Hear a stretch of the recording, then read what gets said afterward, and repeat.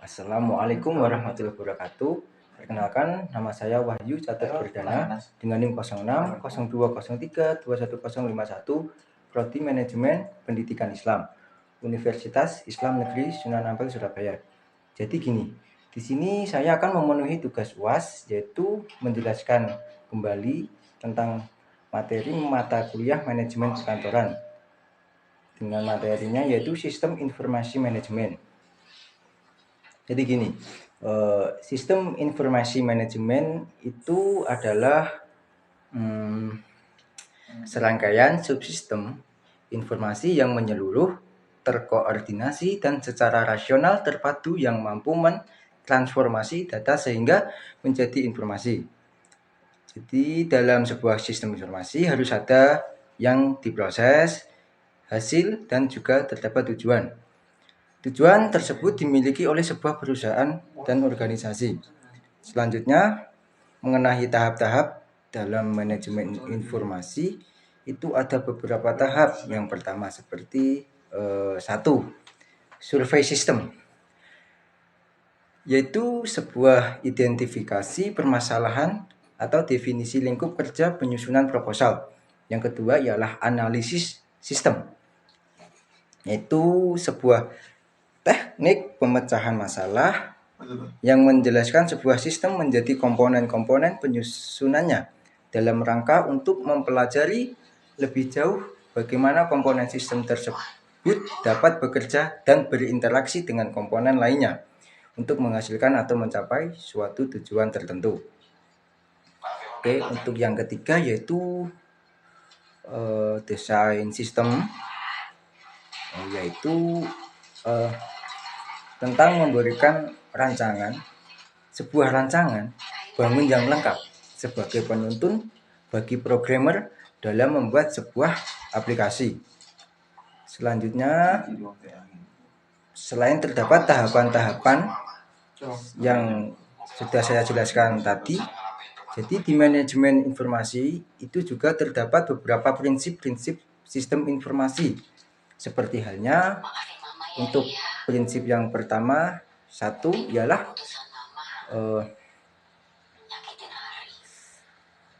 pembagian kerja yang sesuai. Jadi, pembagian dalam pekerjaan itu disesuaikan dengan kemampuan dan porsi pada para kinerjanya. Untuk prinsip yang kedua ialah rasa disiplin. Para pekerja itu jadi diharuskan memiliki rasa semangat disiplin kerja yang tinggi. Untuk prinsip yang ketiga ialah 1. Kesatuan perintah. Jadi gini, prinsip kesatuan perintah itu menetapkan bahwa tidak boleh ada karyawan yang memiliki lebih dari 1 atasan. Jadi itu guna untuk menghindari situasi dan gangguan yang membingungkan yang mempengaruhi produktivitas mereka atau para karyawan. Untuk prinsip yang keempat yaitu 1. Kesatuan pengarahan. Jadi dalam melaksanakan tugas-tugas dan tanggung jawabnya, karyawan perlu diarahkan menuju sasarannya. Kesatuan pengarahan bertalian erat dengan pembagian kerja.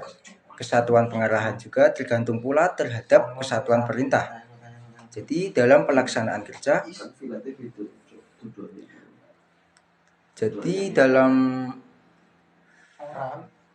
pelaksanaan kerja bisa saja terjadi adanya 2 perintah sehingga menimbulkan arah yang berlawanan ya. Oleh karena itu perlu alur yang jelas dari mana karyawan itu mendapat wewenang untuk menjelaskan untuk melaksanakan pekerjaan dan kepada siapa ia harus mengetahui batas wewenang dan tanggung jawabnya agar tidak terjadi sebuah kesalahan.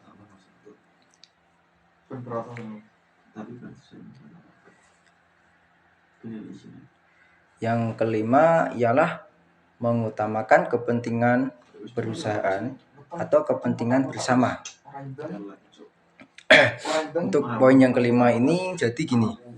Jadi itu para karyawan itu ya diharuskan memiliki rasa empati kebersamaan tinggi, di mana karyawan itu tidak boleh bertindak egois dalam mengambil sebuah keputusan agar tidak munculnya hal-hal yang tidak diinginkan dalam kebersamaan itu atau perusahaan tersebut.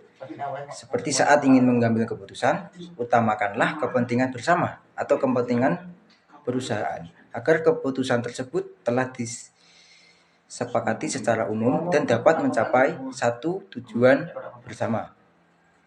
Untuk poin yang keenam ialah pemberian upah karyawan.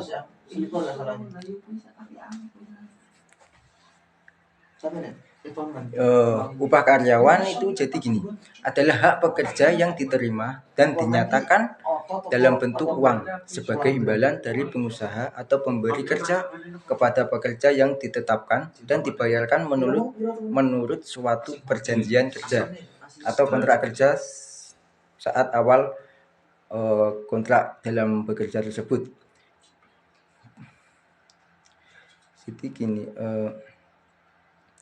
jadi untuk upah itu telah terdapat perjanjian kerja, kesepakatan atau peraturan perundang-undangan, termasuk tunjangan bagi pekerja dan keluarganya atas suatu pekerjaan atau jasa yang telah ia atau akan dilakukan. Untuk pembahasan terakhir yaitu tentang fungsi sistem informasi manajemen.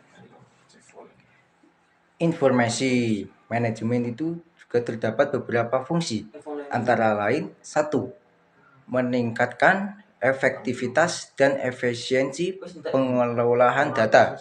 Untuk fungsi yang kedua yaitu meminimalisasi biaya. Dan untuk yang fungsi terakhir yang menurut data yang saya dapatkan dalam pembelajaran manajemen perkantoran yaitu meningkatkan produktivitas suatu perusahaan atau sebuah organisasi. Oke, jadi itulah penjelasan saya tentang materi manajemen informasi yang saya telah dapatkan dalam pembelajaran selama semester 3 ini, matkul untuk mata kuliah manajemen perkantoran. Oke, sekian, terima kasih penjelasan dari saya. Wassalamualaikum warahmatullahi wabarakatuh.